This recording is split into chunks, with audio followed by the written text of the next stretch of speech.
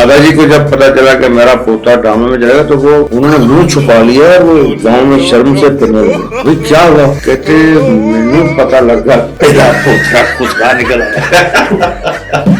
अच्छा मियां, लखनऊ के हो तो हम भी दिल्ली के। बिल देख कितना आ गया तेन शेरू शरीफ पई हुई है। फहश जो है वो डायलॉग डिलीवरी करते हैं वो खंजर के जिमरे के अंदर आते हैं। अमानुल्लाह साहब, अब्दुल्ला साहब, अनवर अली साहब, कुछ सुहेल अहमद साहब ने जो जंग लड़ी है वल्गैरिटी के खिलाफ, हुकूमत ऐसे प्रोजेक्ट बनाती है, बजट रखती है एक्टरों के लिए, पता नहीं कौन खा जाता है। शौकी खान साहब, मस्ताना साहब, अमानुल्लाह साहब, इरफान हाशमी साहब, अनवर अली साहब, ये किस कॉन्फिडेंस से झूठ बोलता है। जो मदारी होती थी ना उस जमाने में, उस मदारी से मैंने बड़ा सीखा। आप अभी मुझे कहें कि ये लो 10 लाख रुपया और 2 गाड़ियां दे दो, मैं दे दूं। चले थे साथ मिलकर चलेंगे साथ मिलकर, तुम्हें रुकना पड़ेगा मेरी आवाज सुनकर।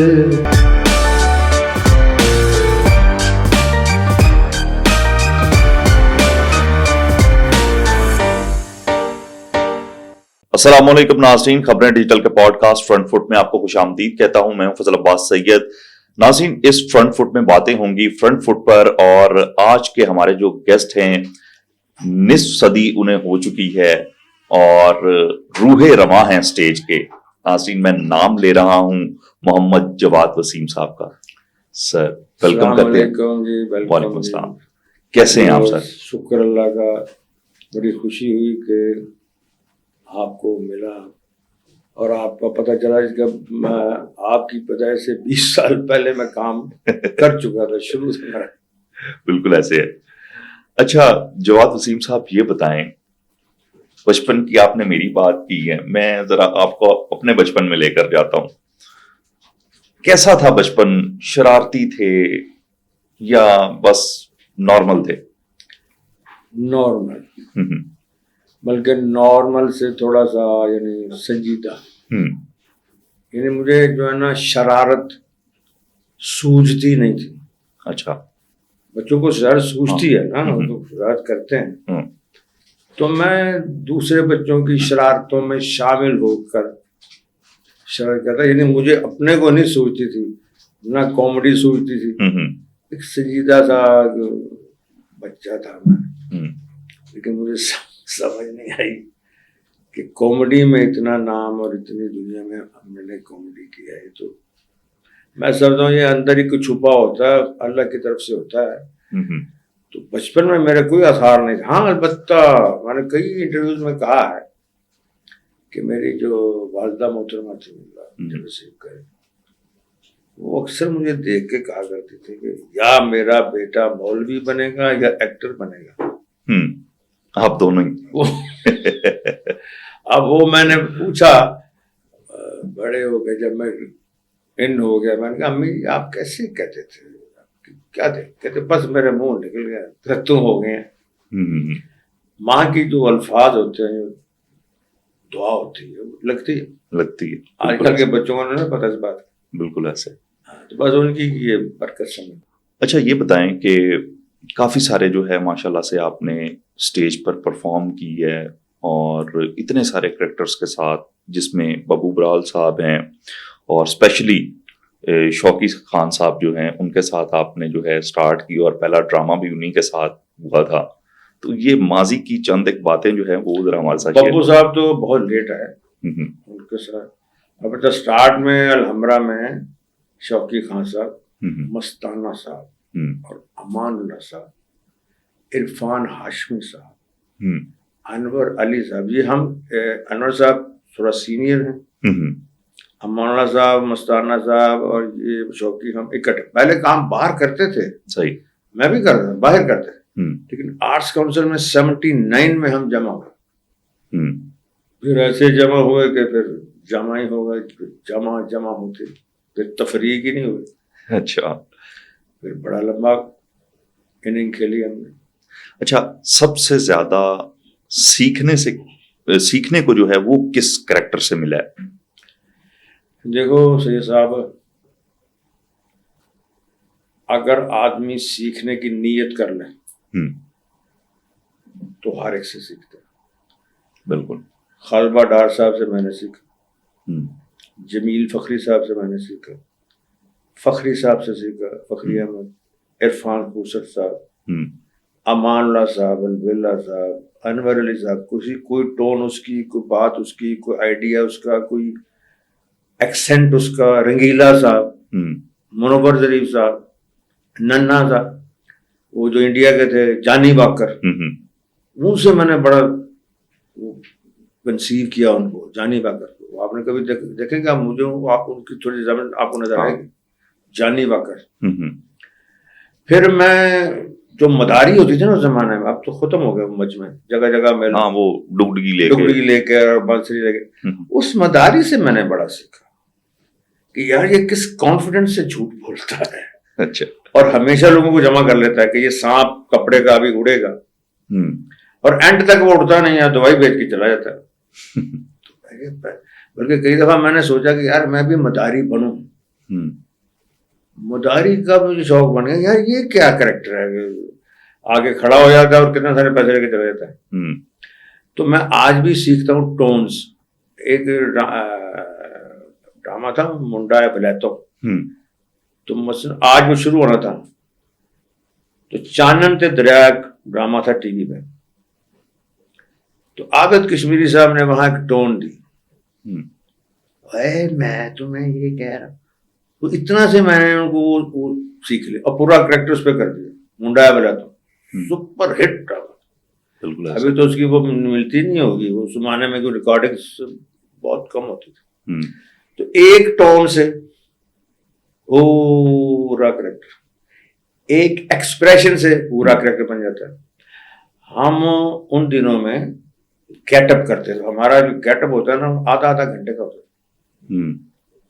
ये बाबा है तो वो दाढ़ी लग रही है और पता नहीं, मेकअप मैन भी बड़े बड़े, फिर वो पगड़ी पहन के कुर्ता, फिर शीशे में देखना, फिर करेक्टर को कंसीव करना, और उसके मुताबिक फिर टोन भी निकलती थी, टेम्पो भी निकलती थी, चाल भी बनती थी। अपने आप को देखे ये देखना, अभी हम आपको सफेद दाढ़ी लगा दें हाथ में, तो आपकी ऑटोमेटिक हो जाएगी। तो अब आपको लिपस्टिक लगा दें और आपका खाम खा यूं करने को जी जाए, तो उन दिनों गेटअप और वो बहुत, यानी कि यावर है साहब, अल्लाह बख्शे, मेरा एक शिकारी का कैरेक्टर था। तो कहते संजी you must be look lion, तुम्हें टाइगर लाइन नजर आना चाहिए तुम्हें। तो उन्होंने मैं थे नसीम साहब, उनको बुला लिया कि भाई इसको देखो, और वो कॉपी पेंसिल लेके आए हुए हैं और मुझे बिठाया हुआ है, और वो कह रहे ऐसे बना रहा है, स्केच बना रहा है कि भी अगले दिन उसने मेकअप करना है और फिर मैंने वो रोल करना। अब बताओ वो कितने बारीकियों से काम होता था। तो फिर टीवी भी फिर हमारा इंडियन फिल्म को क्रॉस कर गया, और थिएटर तो आपको पता ही है, जिस दिन इंडियन फिल्म रिलीज होती थी और हमारा थिएटर रिलीज हो गया तो वो बैठ जाती थी, एक बारीकी से एक नेचर के मुताबिक काम होता था। अब उस तरह नहीं होता, टीवी पे भी नहीं होता। अच्छा, क्या समझते हैं कि जो आज का थिएटर है, हम ये देखते हैं कि उसके अंदर फैमिलीज जो है वो नहीं जा रही हैं उस तरह से जिस तरह से एक टाइम पहले था, और वो इतना पीक पे था कि लोग अपनी फैमिलीज के साथ जाना पसंद करते थे। इसमें आप किसको कसूरवार ठहराते हैं? आई थिंक सो कि जो वल्गैरिटी वगैरह जो चल रही है, कौन करता है? कौन करते हैं? आप अभी मुझे कहें कि ये लो 10 लाख रुपया और 2 गालियां दे दो, तो मैं दे दूंगा कि 10 लाख मिल रहा, अगर मेरा बिजली का बिल, बिजली वाला वो काटने आया हुआ मीटर, और ये सुहेल अहमद साहब ने जो जंग लड़ी है वल्गैरिटी के खिलाफ, कोई नहीं लड़ सकता पाकिस्तान, लेकिन आखिरकार क्या हुआ, उन्हें शिकस्त हो। अच्छा ड्रामा देखना लोगों ने बंद कर दिया। थिएटर को एक्टरों ने यहां नहीं भेजा, थिएटर को सोसाइटी ने यहां पहुंचाया है। मुआशरे ने थिएटर को इस हद तक पहुंचाया है। एक्टर तो वही है, हम तो अब भी अच्छा ड्रामा करने को तैयार है, मगर आते को नहीं। वो हमारे जमाने के ड्रामे अब एंटीक्स में आ रहे हैं, बिल्कुल ऐसे। फेस्टिवल में लगते हैं, यानी वो तो लोगों ने देखना ही छोड़ दिया। मैं उस ड्रामे में खुद था सुहेल साहब के साथ, नहीं लोग देखने, उधर जो लगा हुआ था दूसरी तरफ तमाशा, सारे लोग उधर जा रहे थे। तो क्या आप एक्टर को कसूरवार करार देंगे या सोसाइटी के रवैये को? आप फैसला करो। बिल्कुल ऐसा, ये सोसाइटी की है। फिर भाई अच्छा ड्रामा देखने नहीं आएगा और उस दूसरे ड्रामे की 10,000 रुपये टिकट ले रहे हैं, तो फिर ये चीज हमेशा माशरा जन्म देता है अच्छाई या बुराई को। बिल्कुल। थिएटर होता है वो तो डिपिक्शन ऑफ द सोसाइटी होता है, मिरर ऑफ द सोसाइटी। आपको आपके आईना दिखाता है, आईना दिखा देता है। यस। अब आईने में अपनी बिगड़ी हुई शक्ल देखकर या अपने दाग दबे आईना तोड़ दोगे या अपना मुंह सही करोगे? अपना मुंह ठीक करेंगे। आप देखना छोड़ो, क्यों आते हो देखने? अब नहीं हो तो कौन करेगा? अच्छा ड्रामा देखना छोड़ दिया तो वो खत्म हो गया। अच्छा, सूफी निसार साहब, अतर शाह खान साहब, सुहेल अहमद साहब और इफ्तिखार आरिफ साहब, इनके साथ जो आपने थिएटर किया, इफ्तिखार हैदर साहब, जी इफ्तिखार हैदर साहब, तो क्या समझते हैं कि इन नामों में से कौन सा एक ऐसा नाम है कि जिनके साथ आपने काम किया और आपने कहा कि वाकई में ही मुझे मजा आया, लेकिन आपने नाम एक बताना है? एक जी देखो, एक नाम तो मेरे साथ का ही, सूफी निसार साहब। उससे ज्यादा मजा मुझे नहीं कभी आया। उनकी जो वो जुगत लिखते थे, वो वाहिद राइटर जो लिखते थे और लिखी हुई पे क्लैपें आती थी।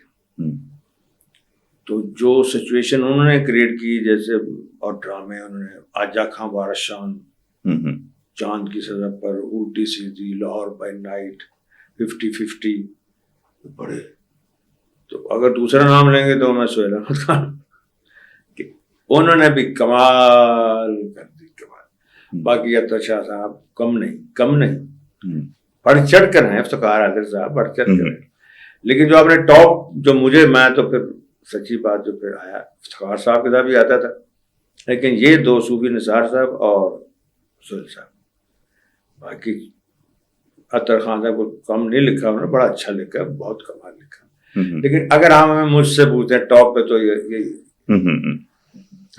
अच्छा, पिछले दिनों एक जो है वो खबर हमारे सामने आई जिसमें हमने ये देखा कि अरमगान जो है, एक कोई लड़का है, उसकी जानिब से कमेंट किया गया और ये कहा गया कि जितने भी फहश जो है वो डायलॉग डिलीवरी करते हैं वो कंजर के ज़िमरे के अंदर आते हैं।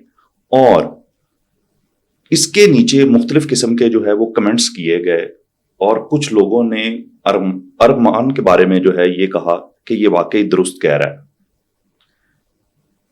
असल में अगर सच्ची बात कहूँगा तो बिल्कुल आपको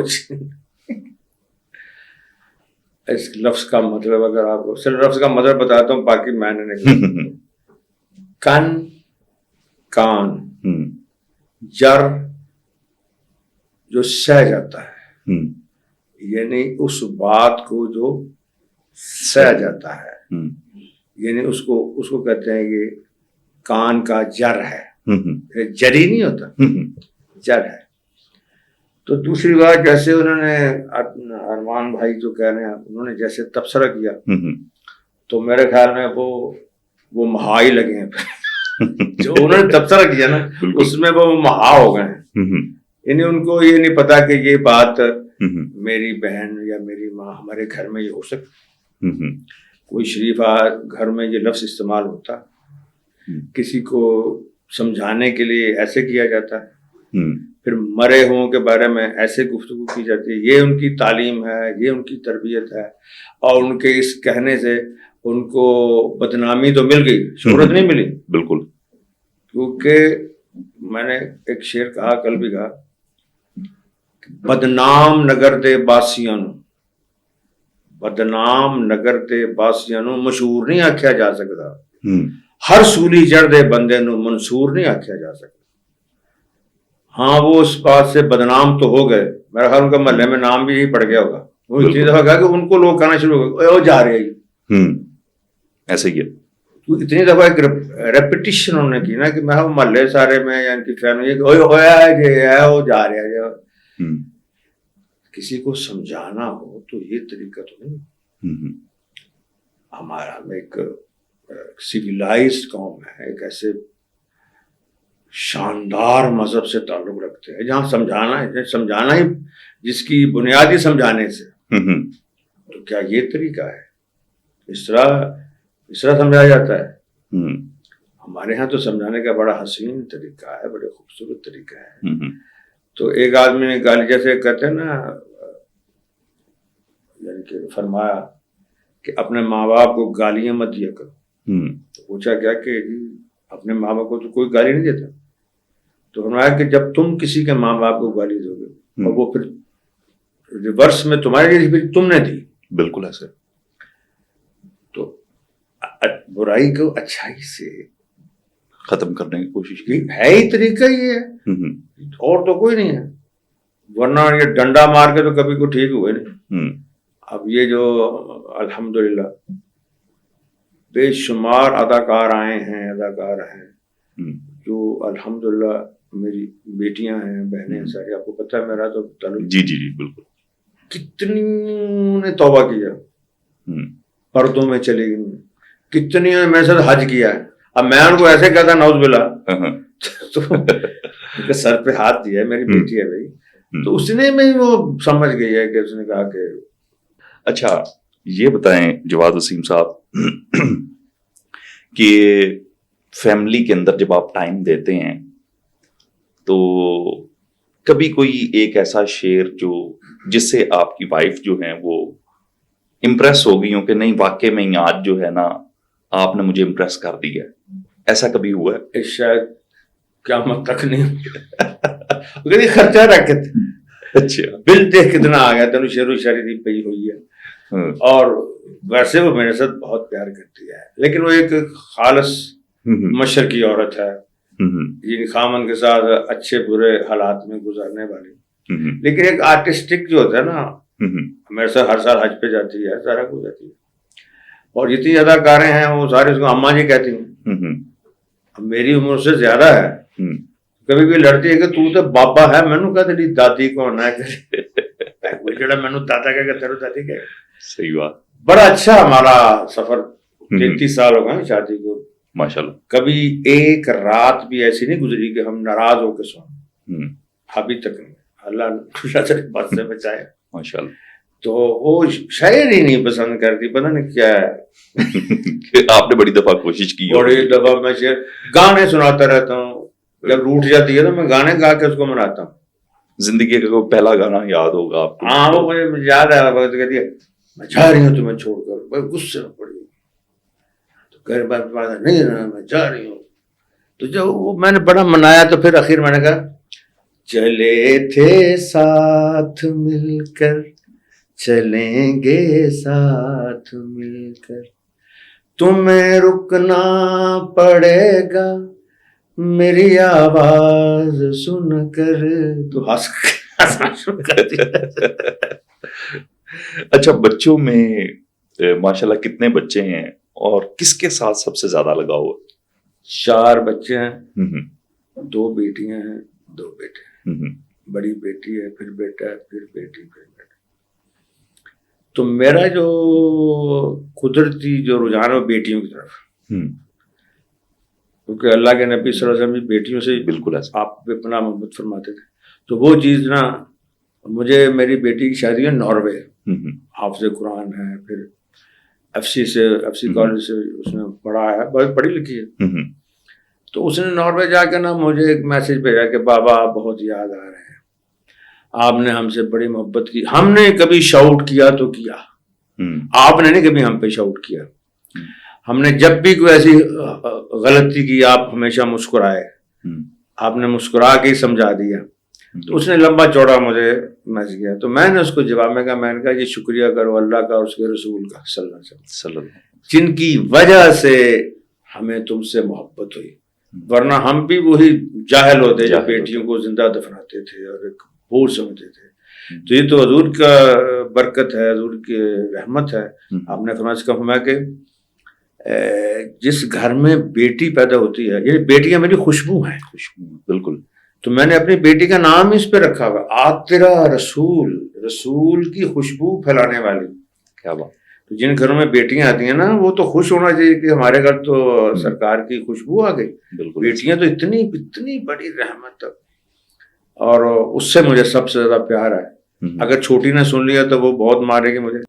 कुछ कैरेक्टर्स जो है जब उनकी डेथ हो जाती है, इससे पहले मतलब वो बिल्कुल ठीक अपने स्टैंडर्ड के ऊपर वो चल रहे होते हैं, वो पैसे भी कमा रहे होते हैं, लेकिन जब डेथ हो जाती है खुदा ना खास्ता उनकी, तो फिर जो है ये कहा जाता है कि उनकी सपोर्ट की जाए, इमदाद की जाए। इसके पीछे क्या रीजन है? इसके पीछे रीजन बहुत सारे हैं। एक तो ये कि हम लोग अगर ये कहें कि फला आदमी मरा और बड़ा बिल्कुल सही, कोई ऐसा प्रॉब्लम नहीं था, तो हमारे प्रोग्राम को कोई देखेगा नहीं। आपको पता है ये जो क्या होती है जर्नलिज्म में, बिल्कुल क्या चक्कर होता है। फिर मीडिया है, तो मीडिया को अट्रैक्ट करने के लिए ना कुछ उल्ट चलते हैं। देखना अच्छी किसी मेरे बारे में बड़े अच्छे हैं, बड़े अच्छे हैं, तो कौन देख, अभी कोई भी नहीं देख। आज पता चला कितने अच्छे हैं, लो जी ये पूछ रहे हैं, ये रिहाना से पूछे तो सारी दुनिया देखेगी और शोर पड़ेगा, ओए देखो ये। तो कहते ना कि हसायदा ना नहीं होता, रवायदा ना रहा होता से। तो मेरी जिंदगी अब इन्हीं एक्टरों में गुजरी है। ऐसे भी हालात नहीं होते, ऐसे भी बुरे हालात नहीं होते जितने फिर हम पेश करते हैं। और फिर कुछ वो एक्टर भी ना लालच में आ जाते हैं कि शायद इस तरह हमें मिलेगा। और अगली बात जो हकीकी बात है कि जैसे हमारे कुछ एक पीछे जो फनकार थे, कैंसर हो गया उनको, अल्हम्दुलिल्लाह ठीक है। अब उनको हुकूमत से इमदाद लेने के लिए उसको क्या अखबार में आज चीखे मार, तो फिर उनको 1 करोड़ रुपया दे दिया। अगर खुद ही देखो ना, एक कमेटी होती है जो देखे कि ये एक्टर है, ये बाकी एक्टर है, इसको जरूरत है, तो उसकी जरूरतें अगर इस तरह पूरी हो तो क्या जरूरत है मीडिया पे आने की। लेकिन हमारे यहाँ कुछ सिस्टम चलता ही नहीं। हुकूमत ऐसे प्रोजेक्ट बनाती है, बजट रखती है एक्टरों के लिए, वो पता नहीं कौन खा जाता है। मुझे यकीन करें, एक आदमी कहता है उसने पता नहीं ड्रामा कभी किया कि नहीं है, कहते मैं 7-8 लाख रुपया लिया एक्टर फंड जो। मैं तू तो एक्टर नहीं है, कहता मेरा पता रिश्तेदार है। कहते तो मैं पहले को एक ड्रामा बता के झूठा मूठा। अब मैं हूँ उसमें जो आर्टिस्ट फंड कमेटी में, मैं खुद चेक करता हूँ, साइन करता हूँ। मुजाहिद अब्बास साहब हैं, हामिद अली साहब गुलकारों के हैं, सईद नूर साहब हैं, हम चेक करते हैं। लेकिन हमें जो बजट बताया 5,000 रुपया मारना, मैं साइन करते शर्म आ रही, 5,000 तो ये तो बच्चा नहीं आजकल लेता। सही बात। तो ये बात है सही कि हमारे अरबाब इख्तियार जो है ना, वो नहीं। हालांकि मैं कहता हूँ कि हम आपके साथी हैं, आप आवाम पे बोझ डालते हैं, हम उनको हंसा के इजी कर देते हैं। तो अजीज मुजरम है ਤੁਹਾਡੇ ਨਾਲ ਸਾਡਾ साथ ऐसा आंकड़ा आ गया 50-50। कैसा जमाना था, यानी कि मार्शल लॉ का जमाना, लोग हंस रहे हैं। तो ये जो आर्टिस्टों ने तो बड़ा साथ दिया है। अरबाब इख्तियार के लिए अपने फनी स्टाइल के अंदर कुछ कहना चाहेंगे, कोई मैसेज देना चाहेंगे? मैं तो कह रहा हूँ उनको कि हम तो आपके सपोर्टर, अब तो आपके साथ रहते हैं। आप कोई ना कोई जुल्म करते हो, हम उनको हंसा देते हैं। आप कोई टेंशन देते हो, हम हंसा के उनको रिलीफ कर देते हैं। तो हम तो आपके साथ तो हमारा भी साथ दिया करें ना। हमारे मैं जाती तौर पर देखा, मैंने जाती तौर पर लेता ना, अल्लाह मुझे ऐसा वक्त अल्लाह माफ करे। मुझे तो पता है कि जो आदमी 5 वक्त की नमाज पढ़ता है पक्की, उस पर ये तंगी नहीं आती। मुझे नहीं पता तंग दस्ती क्या होती। सब आर्टिस्टों को भी नमाजों पर लगाया, जिनको लगाया वो ठीक है।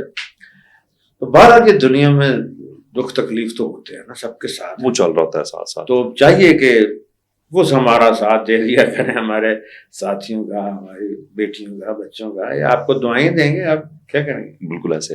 अच्छा, लास्ट में एक ऐसे समझ लें कि आपके साथ मेरी एक परफॉर्मेंस है, मैं भी एक शायर हूं और आप भी एक शायर हैं। करनी शायरी है। जी जी, करनी शायरी है। पहले शेर मैं पढ़ूंगा, उसके बाद आपने मेरी करेक्शन भी करनी और मुझे आपने ठीक भी करना है। अच्छा, जी। मुझे इम्तहान में डाल तो इसमें आप कोई पंजाबी शेर सुना। नहीं, पंजाबी नहीं होगा, मैं मतलब लखनऊ से मेरा ताल्लुक है और मैं लखनऊ का एक मैं शायर हूं। अच्छा मियां, लखनऊ के हो तो हम भी दिल्ली के। अरे कल शाम मुझको देखने आए थे इस तरह, कल शाम मुझको देखने आए थे इस तरह कि डॉक्टर को दिखाने का मशवरा दे गए। वाह वाह वाह, क्या बात। डॉक्टर को दिखाने का मशवरा दे गए। अरे वाह, आगे वाह। अरे लखनवी के हाथ में रोड़े तो नहीं थे, लखनवी के हाथ में रोड़े तो नहीं थे। या क्या कहने, लखनवी के हाथ में रोड़े तो नहीं थे, न जाने कहां से उसके हाथ में ईंट आ गई। क्या शेर मैंने कहा।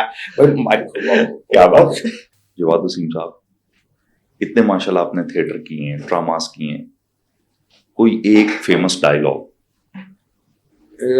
बदमाश बना था एक टाइम, तो वहां वो ड्रामे की वाइफ मुझसे इजहार मोहब्बत करती, हंस हंस के ना मुझसे, तो वो जाहिर है कि वो डर रही होती है कि बदमाश हमारे काम को खराब। तो मैं उसको कहता हूँ, तवाइफ दा हासा तमाश बीन दे अथरू, शराबी दियां कसमां ते जवारी दे वादिया ते इतबार नहीं करी था। क्या बात है जी, बहुत खूब। ये डायलॉग है। खत्म हो गया हमारा की। बहुत शुक्रिया sir, thank you very much. जनाब, आपके बुलाने का शुक्रिया।